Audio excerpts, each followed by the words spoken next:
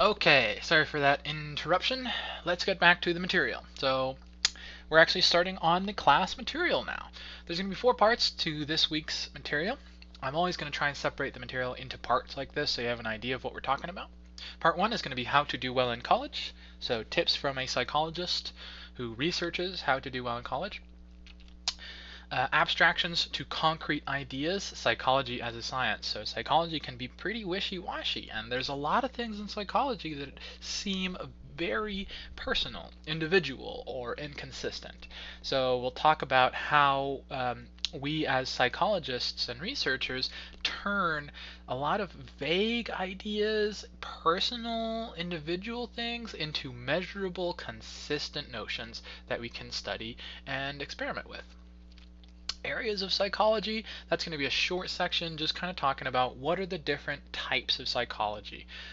You may just have the notion that there's clinical psychology, like therapists, but there's actually a lot more to the study of psychology than just that. Lastly, big ideas in psychology. So that's going to be themes that will pop up over and over again throughout the semester. I'm going to introduce them now so that you'll be familiar with them and notice them as we go out through the semester. This first chapter is going to be kind of a mix of useful and abstract stuff, but as we go through the semester, I'm hoping that this setup will pay off in that it'll get you thinking about things in interesting ways when we get to those more concrete topics. So, part 1. Come on. How to do well in college.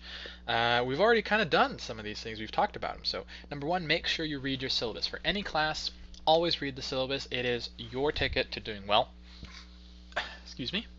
Stay organized. So, staying organized can be difficult, especially for freshmen, folks who are new to college. In high school, you have a very rigid, consistent schedule that you have to follow. As long as you do all your homework in high school, you're usually going to do well on the tests, and so it's really easy to stay on track because you just have to do what you're told. College is a little bit different. There's a lot more leeway in college, and so it can be hard to stay on track. I've organized this course to be kind of a stepping stone because as long as you accomplish the vocabulary on a weekly basis, as long as you accomplish all, you'll probably do well on the tests and you'll probably do well in the class. But not all classes are going to be like that. A lot of classes are just straight up receive the lectures, take tests, and you need to figure out ways to study on your own. And one of the biggest tips I can give students is to attend class as much as possible. Of course, with COVID, things are going to get a little bit weird, but one of the biggest mistakes I see students making, especially if they're not used to college, is thinking that they can skip class and still do well. In OTC, we do have the attendance rule that if you skip class for 2 weeks in a row, you'll be removed. So you can't really do that. But once we pivot to online, watching the videos on Tuesdays and Thursdays just like you would if we had actual class is going to keep you on track. That way you'll stay on track for doing the vocabulary on that Sunday weekly basis, and you'll have automatically studied for tests. If you want to study for the test more than just doing the vocabulary, I really encourage you to just try and do it again without looking up any of the information. See if you actually know it and can do it from memory. Lastly, talking to people. People are always the best resource in the world. Probably one of the major reasons that historians and researchers believe that the human race rose above other animal species was because we were able to communicate. We were willing to work together. What does that mean for you now? If you have questions or concerns or you ever just want to talk to somebody, please do. It can be me. It can be any one of the faculty or staff here at OTC or at the Republic Center, any center that OTC has. Feel free to email people.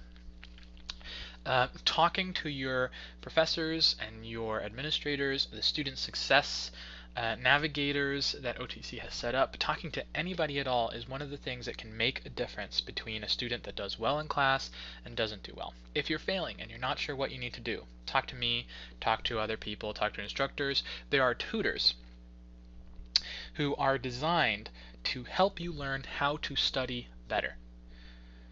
And they work for OTC and they are there for you. try to make use of all the resources that OTC offers. There's quite a few. There's a link here to a fair few of them, but there's always going to be more resources available to you, and the best way to find them, if you can't find them online or on your own, is talk to people. You can click on these links and they'll take you there, but you can also mouse over them and you'll see the links.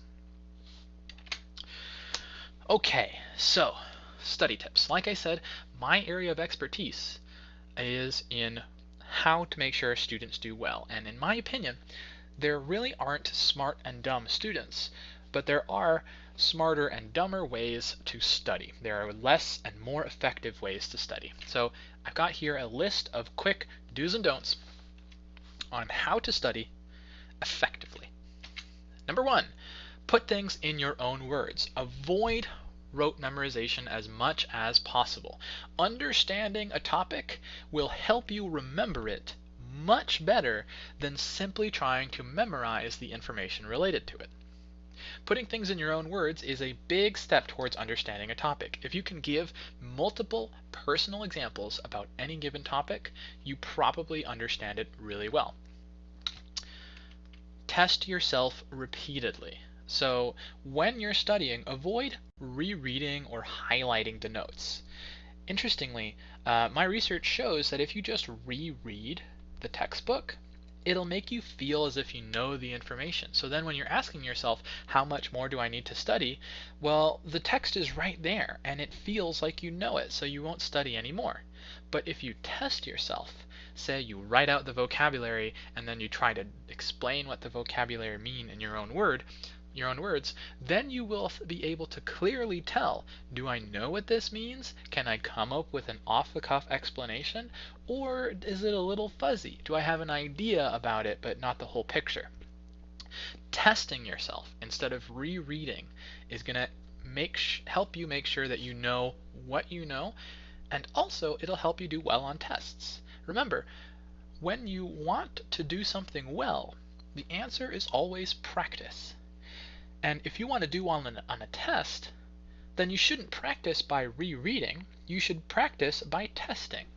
So if you want to do well in the class, coming up with the information on your own instead of rereading is going to be the best thing you can do. And if you want, feel free to make yourself up multiple choice tests, because that's what we're going to have. Next up, study over multiple sessions. Cramming right before a test can work. However, when you cram, you will forget the information very soon. This has probably happened to you or a friend at some point in time where you take a test and you studied for it last minute, and within 2 or 3 days you've forgotten everything that you studied. Studying over multiple sessions, I can promise you, leads to lifelong learning. That's kind of why I have introduced the vocabulary as being due on a weekly basis. It forces you to work on it on a weekly basis and it'll help you remember it longer term. Try to study before bed. So I can tell you as a psychological researcher that the way your memory works, or one of the things about how your memory works, is that when you go to sleep, your brain kind of deletes all the useless stuff. Like, you don't need to remember every time you went to the bathroom every day. And it keeps and solidifies the important stuff that you want to remember. And one of the ways that you can make sure that what you studied is something your brain keeps is by having it be pretty much the last thing you do before bed. I'm not going to tell you that studying in the morning is a bad idea. However, if you study in the morning, all the stuff you do over the course of the rest of the day can overwrite what you did in the morning. And so it might not be the most efficient. Of course, studying whatever way works for you is always the best choice. But if you're having trouble remembering things, even though you spend a lot of time studying, maybe you should try studying before bed. If nothing else, I can promise you that studying before bed is a great way to fall asleep. Lastly, try to evaluate your knowledge conservatively. So this comes back to asking yourself, do I know this information? If you go through and make a series of flashcards, I would encourage you to make the flashcards by hand and using your own words. Printing them out and pasting them onto note cards won't really benefit you very much, but if you write them out in your own words, it'll take time to write it out, and it'll take mental effort to write it out, and you will learn things better. When you're using the flashcards that you make, ask yourself, do I really know this information, or is it just familiar? Did you have to flip the card over for a moment before you understood what you remembered what the vocabulary was about? Always think about whether or not you really know something instead of assuming you know the material or hoping you know the material. The most common type of research that I have done in my life has been asking students, how well do you think you'll perform on a test? And the most common answer is an A, and the most common result is actually that students don't do as well as they thought they would. Why? Because students tend to want to evaluate themselves positively, because it doesn't feel great to say, I don't know this material, or I'm going to fail this test. But if you're going to pass a test, you need to know accurately whether you know the material or not, so you know how much you need to study. Okay, so my studying recommendations. Flashcards are great, but always try to put things in your own words. Making the flashcards can actually be more beneficial than using the flashcards when you account for the amount of time that you spend with them. Focus on teaching. My best advice I can give you is to try and go through all of the slides, or at least the vocabulary, and explain them to someone else. They can be a friend, your mom, your cat, or yourself in the mirror. It doesn't matter. If you're able to explain the vocabulary to someone else, that means that you understand it well enough to work with the information in your head. Okay, so part 2, abstractions and concrete ideas, psychology as a science. Let's start here. Here's your first vocabulary term for the semester. Operationalization. It's a hard one, but it's not that complicated. Question yourself. What is happiness? Feel free to pause now and try and answer that question for yourself. How do you measure happiness? Well, in psychology, we deal with abstract, opinion-based topics like, what is happiness? Happiness to you could mean something completely different than happiness for someone else. But in psychology, we need to research happiness, and so we have to operationalize it. When we operationalize something, we have to choose a specific definition for what we're talking about. So let me give you an example of operationalizing happiness. You could have an operational definition for happiness as the number of smiles per day. You could have the operational definition of happiness be how many times you frown per day, because the less you frown, the happier you probably are. You could measure the amount of dopamine in your head. It's a chemical, a neurotransmitter, that has a lot to do with how happy you feel. You could measure physiological things. The heart rate of a person can have a lot to do with how their emotions are going. You could measure happiness as how much money you have, how many cars you have, how nice your apartment is. If you're depressed, waking up and getting out of bed and cleaning up your apartment might show that you're doing better than you have in previous days when you couldn't even get out of bed. Happiness can mean a lot of different things to a lot of different people, but as long as we choose a specific operational definition for what we're working with, we have a concrete thing that we can measure. We have a consistent way to think about happiness. And as long as I tell you what my operational definition for happiness is, you can understand what my research is and what it's about. So earlier when we saw the question, how does happiness affect intelligence? Those researchers needed to have operationalized intelligence and happiness in some way. Maybe they had a survey, 1 to 5, how happy are you?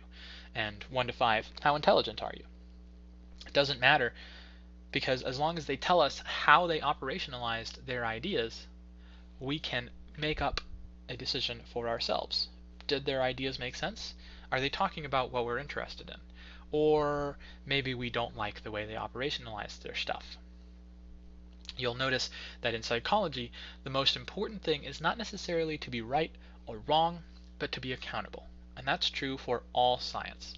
If you can defend your ideas and clearly state where they come from, why you got to them, how you operationalized the words that you're using, and what your data show, you can let people choose for themselves what their results were. how they believe or don't believe the findings that you present. If that's too complicated, I apologize for going off on a bit of a tangent. To summarize, operationalization is to choose a specific definition for an idea that might otherwise be vague. So another way that you can answer your exit ticket for today is try to answer the question, how might we operationalize happiness? I've already given you some. Number of smiles per day, amount of a certain chemical in your head, how fast your heart beats, whether or not you cleaned up your room. But you might come up with your own operational definition for happiness. Next up, let me ask you another question. Are men taller than women? Feel free to pause here.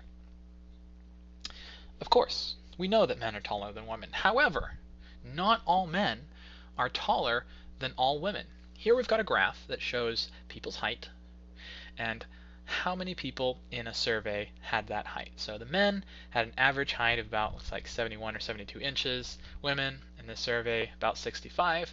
But some men were shorter than some women. You can see because there's overlap going on in this graph. So if there's overlap in this graph, can we really say that men are taller than women? People are the most inconsistent research subject that there is. And while this example seems obvious, other examples might be more complicated. Like, are men happier than women? Well, if a lot of men and women have very similar amounts of happiness, how much of a difference is enough to say that there is a difference? In psychology and in a lot of research, we talk about a special type of difference or relationship called significant relationships. Significant relationships are not something that looks like this. Me and my data having a relationship. Nope, that's not quite what we're talking about. In psychology and in research, a significant relationship is one where the statistics or math that we use to analyze our data tells us that there is a meaningful thing going on in the research that we got. Gosh, that is confusing. The next slide should simplify it a little bit. So a significant relationship is often operationalized as one where there is a less than 5% chance that our results were due to a coincidence. What does that mean? Well, if you gather data on girls' and guys' height, depending on whose data you gather, how much data you gather, the overlap in their height could be more or less. In some cases, you might have women who are entirely all taller than men. That doesn't mean that women on average are taller than men, but it does mean that that group of women was taller than that group of men. So gathering enough data can help us deal with the chance that we're making a mistake. Just by coincidence, the women were taller than the men. We use statistics, which is a complicated branch of math that involves probability, to help us answer the question, is there a significant relationship here? In this case, the relationship is there a difference in height between men and women? We know that there's a difference in height between men and women, but the stats is going to help us tell whether this overlap is small enough to say, yes, there's a difference. For you, all you need to know, if all of that was kind of confusing, is that in psychology, there are a lot of things that have muddy relationships. A significant relationship is one that we deem is big enough to matter. Come on, PowerPoint. Why aren't you going? Go. Oh, there we go. Okay, so let's talk about one type of statistical relationship, a correlation. You may have heard the word correlation used in everyday speech. This might be a good time to pause and think, what is a correlation to you? Well, in psychology, a correlation is a very specific type of relationship. A correlation is one where two numbers move together. For example, the amount of ice cream that people eat moves alongside the amount of shark attacks that occur. In this case, these are plotted over time, but usually just the two variables, the two numbers together, work. Now, you need to ask yourself, how come more ice cream equals more shark attacks? You have to be very careful because ice cream does not cause shark attacks. Maybe the more ice cream people eat, the more they cramp up when they get in the ocean and the more sharks can get at them easily. But that's not necessarily a good answer. Excuse me. Probably a better answer. Gosh, I hope that burp didn't come out in the video recording.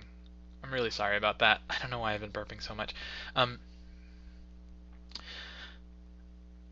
So it's not so much that ice cream sales cause more shark attacks, but instead more people eat more ice cream in hotter times of the year, and also when it's hotter, more people go to the beach.